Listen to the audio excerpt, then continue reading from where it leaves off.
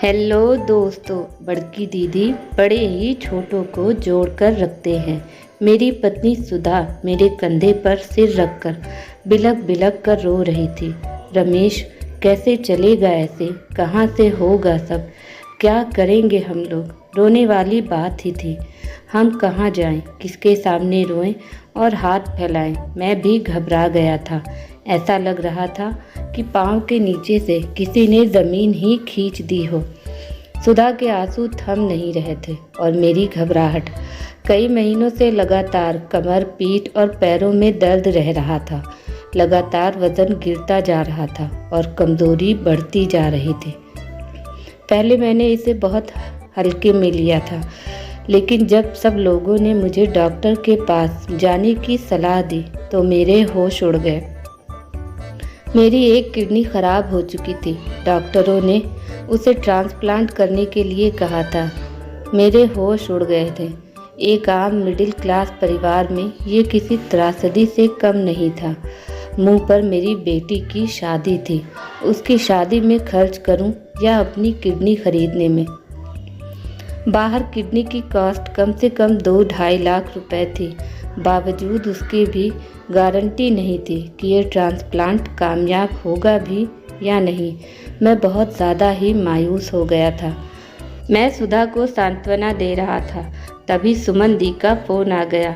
मेरे हेलो करते ही उन्होंने कहा, बउआ तेरी तबीयत तो ठीक है ना। बड़ी दी प्रणाम।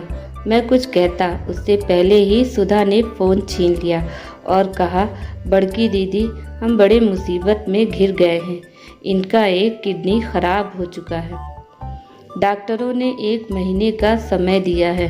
अब इस मुसीबत में हम पहले अनु बिटिया की शादी करें या किडनी खरीदें। बड़ी दिक्कत हो गई है।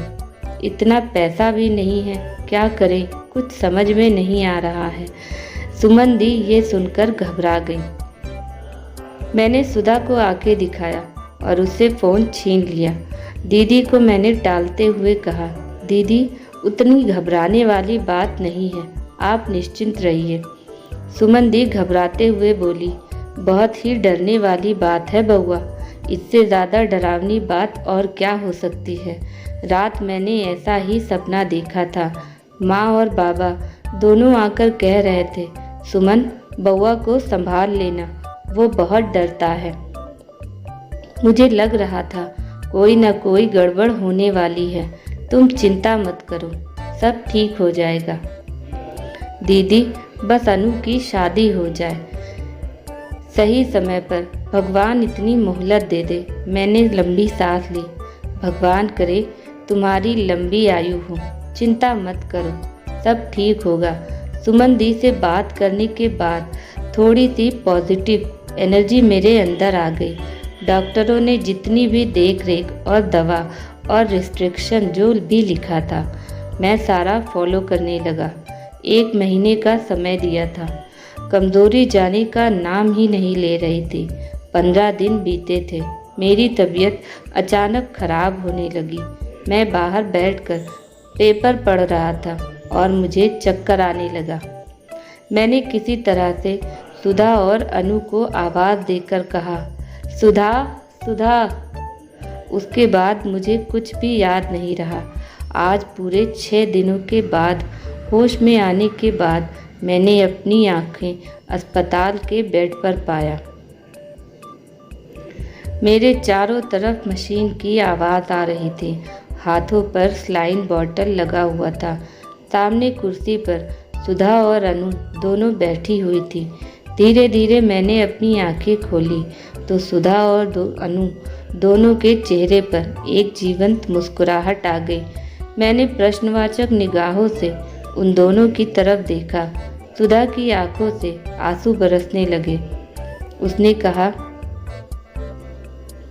सुमन दी ने अपनी एक किडनी तुम्हें डोनेट कर दिया। मैंने आश्चर्य से कुछ बोलने की कोशिश की, पर मेरे मुंह पर मास्क लगा हुआ था। मैं बोल नहीं पाया।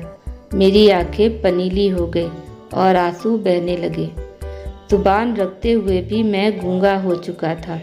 मुझे याद आया, सुमन दी को दुल्हन के रूप में विदा करने से पहले माँ ने सुमन दी से कहा था बेटी, बड़ी संतान का ये फ़र्ज़ होता है कि वो अपने छोटों का ख्याल रखे और अपना फ़र्ज़ कभी ना भूले। बड़े ही छोटों को जोड़कर रखते हैं। सुमन दी ने अपना अंतिम फ़र्ज़ भी पूरा कर दिया। रेशम के धागे जो वो उन्होंने मेरे हाथों में अपनी रक्षा के लिए बांधा था और मैंने बड़े भरोसे से वचन दिया था कि मैं तुम्हारी रक्षा करूँगा, आज मैं ही याचक बन गया। उन्होंने मेरी ज़िंदगी भी दान दे दी। थैंक यू बड़की दीदी, मैं तुम्हारा एहसान कभी नहीं भूलूँगा।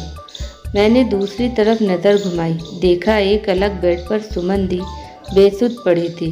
कृतज्ञता से मेरे दोनों हाथ जुड़ गए। आपको ये कहानी कैसी लगी? प्लीज़ कमेंट करके कहानी के बारे में अपनी राय हमें ज़रूर बताएं। अगर आपको ये कहानी पसंद आई हो तो अपने दोस्तों के साथ शेयर करें और ऐसी ही कहानियाँ सुनने के लिए हमारे चैनल से जुड़ें।